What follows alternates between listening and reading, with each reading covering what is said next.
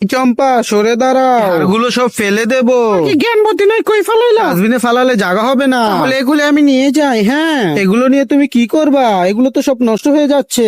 তাহলে আমি তোমাদের বাসায় আসবো, ওকে? কোনো রেসিপি পাকালে অবশ্যই আপনাকে ডাক দেবো। তাহলে এগুলোকে বস্তায় ভরে আমি নিয়ে যাই। চম্পা, তুমি যদি ভালো রেসিপি পাক করো অবশ্যই দাওয়াত দেবে, এবং যদি না করো তাও ডাক যাক, দিবে। অবশেষে সব বড় হয়েছে, এবার বাইতে যাই বাইতে যাই, আবার পাকও করতে হইব, টাকলারও দাওয়াত দিতে হইব।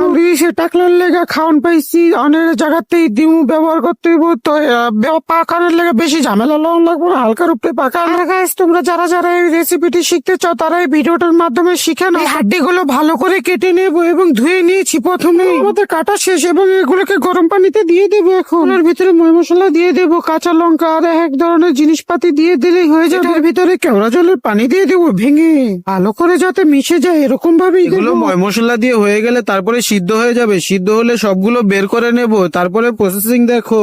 এগুলো ঠান্ডা পানিতে দিয়ে নেব এবং এর ভিতরের নেহারি গুলো বের করে নেব। সব এগুলো বের করে নেব এবং এর ভিতরে আরো ময় মশলা দিতে হবে।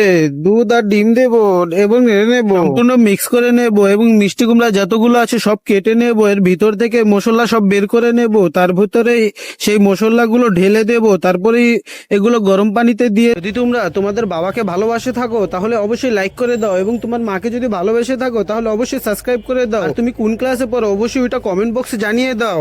সবকিছু রেডি হয়ে গেছে এবং এটাকে বের করে নেব। দেখো কি সুস্বাদু লাগছে, ওয়াও! এগুলো আমরা চামিচ দিয়েও খেতে পারবো, আবার এগুলো ইচ্ছা করলে আমরা মিষ্টি কুমড়ো একেবারেই খেয়ে ফেলতে পারবো। চম্পা, তুই না বললি আমাকে ডাক দিবি, আমাকে ডাক না দিয়েই খাওয়া শুরু করে দিয়েছিস। আমাকেও একটা দে, আমিও একটা নিয়ে খেয়ে ফেলি। মজা হইছে অনেক।